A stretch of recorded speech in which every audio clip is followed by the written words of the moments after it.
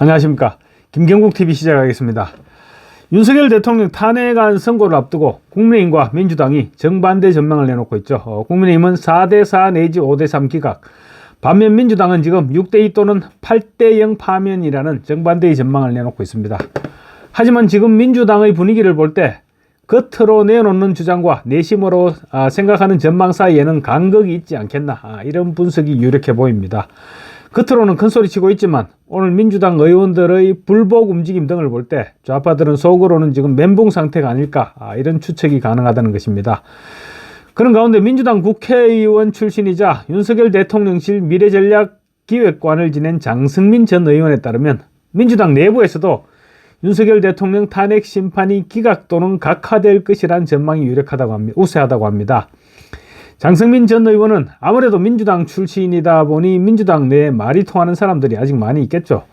장 전 의원이 페이스북에 민주당 내 비명계와 일부 친명계가 꼽은 각하 또는 기각 이유 6가지, 이런 글을 올렸습니다.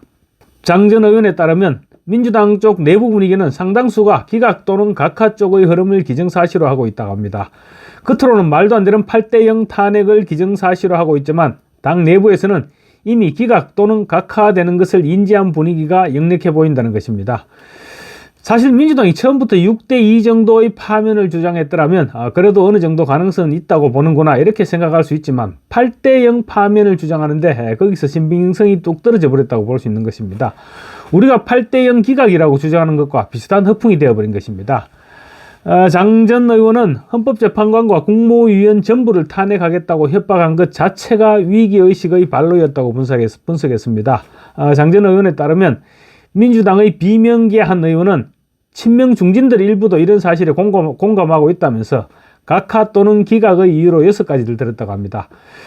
첫째로는 이제 민주당 내부에서 탄핵 소추 사유로 내란죄를 뺀 것이 치명적인 실수였다는 자책론, 둘째로는 탄핵 소추 사유로부터 내란죄를 뺏으면 국회에서 속히 탄핵 재의결을 통한 절차적 정당성의 결정적 오류를 제거했었어야 됐는데 이를 방관한 오판론, 세 번째로는 마흔역 조기 투입의 실패와 문영배 이미선에 대한 지나친 과신론, 네 번째로는 서둘러 한덕수 권한대행을 탄핵한 전략적 실수론, 다섯 번째로는 너무 성급한 탄핵 진행으로 내란 수사권 없는 공수처의 불법 수사를 의뢰한 불법 재판론, 끝으로 박찬대가 3명의 헌법재판관을 을사오적으로 공격해서 헌법재판소 전체를 적대화시킨 것이다.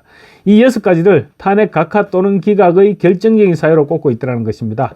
사실 이 6가지라면 탄핵 추진의 처음부터 끝까지 모든 게 잘못되었다는 얘기입니다. 특히 헌법재판관들에 대한 과도한 공격이 정치적 올바름과 어긋난다는 여론을 키웠고, 산불 재난 그리고 경제 비상시국에서 또다시 한덕수 권한대행과 최상목 부총리를 동시 탄핵시키겠다는 압박카드가 여론을 등지게 한 점도 잘못됐다, 이런 당내 비판이 지금 제기되고 있다고 전했습니다. 사실 이재명이 자기 편하자고 자기 부려먹기 좋자고 실력 없는 박찬대를 원내대표로 내세우면서 실패의 씨앗이 그때부터 심어졌다고 볼 수 있을 것입니다. 장 전 의원은 결국 민주당 지도부가 이렇게 초조하고 다급해져서 헛발질을 한 배경에는 당내 상당수 의원들이 각하 또는 기각일 것이라는 입장을 보이고 있고, 또 당 지도부 역시 탄핵안이 인용되지 못할 것으로 전망했기 때문이었다고 분석했습니다.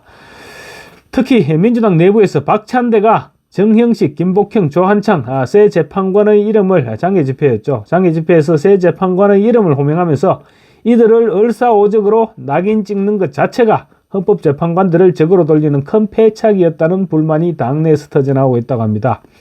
이 부분은 분명한 패착이 맞았습니다. 코판대가 지금 너무 간이 커지다 보니 앞뒤 분간이 없어진 것이고, 마치 민주당이 집권이라도 한 것처럼 막 나가기 시작했던 것입니다.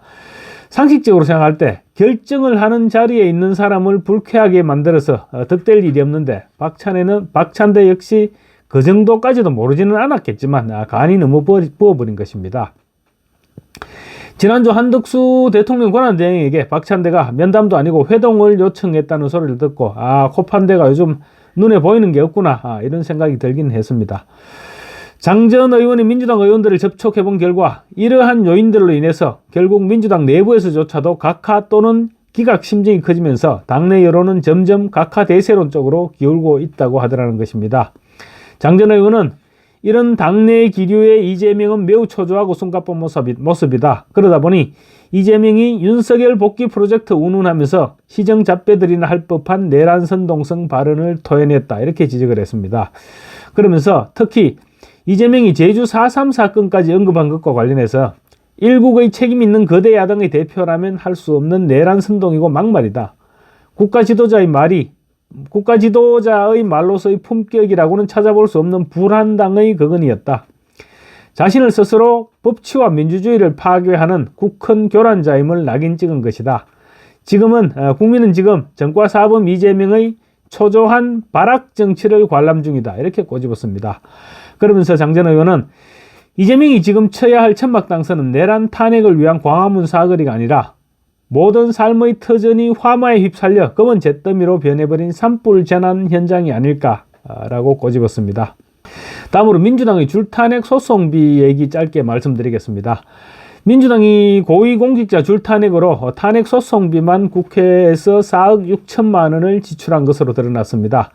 국민의힘 권성동 원내대표가 공개한 윤석열 정부 기간 민주당 줄탄핵 관련 국회 측 대리인 건별 지출 비용에 따르면 국회는 2023년부터 지난달까지 탄핵 소추를 위해서 투입된 외부 변호인에게 총 4억 6,024만 원을 지출했다고 합니다. 총 13차례에 달하는 탄핵 소추는 전부 민주당 주도로 진행했습니다. 가장 많은 비용이 사용된 건 윤석열 대통령 탄핵 소추 변호인단입니다. 국회는 총 10곳의 법무법인 그리고 법률사무소에 각각 1,100만 원씩 지급했습니다. 다음으로 많은 비용이 사용된 곳은 2023년 이상민 전 행안부 장관에 대한 탄핵소추였습니다. 여기에 총 9,900만 원이 사용됐습니다. 이진숙 방송통신위원장에 대한 탄핵소추에는 4,400만 원이, 그리고 최재해 감사원장 및 검사 4명에 대한 탄핵소추에는 2,200만 원 이렇게 집행됐습니다. 최근 기각된 한덕수 국무총리 탄핵에도 2,200만 원이 지출됐습니다. 그런데 문제는 국회 측 변호인단 대부분이 친야 성향 법조인이라는 것입니다. 탄핵 소추에 투입된 변호사 34명 중 최소 22명이 민주당이나 또 대표적인 좌파 단체인 민변에서 활동했던 인물입니다.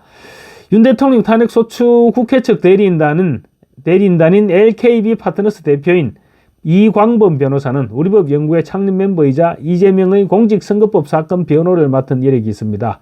이광범 이외에도 LKB 소속 변호사만 5명이 국회 측 대리인단에 이름을 올렸습니다. 너무 많아서 일일이 명단을 거명하기도 힘이 들 정도인데, 이재명 고위 당직자들을 줄탄핵시키면서 평소 신세졌던 로펌과 변호사들에게 제대로 된 보온을 한 셈입니다.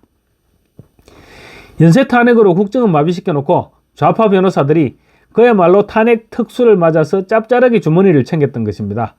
민주당과 좌파 카르텔의 또 다른 추잡한 이면의 모습입니다. 감사합니다.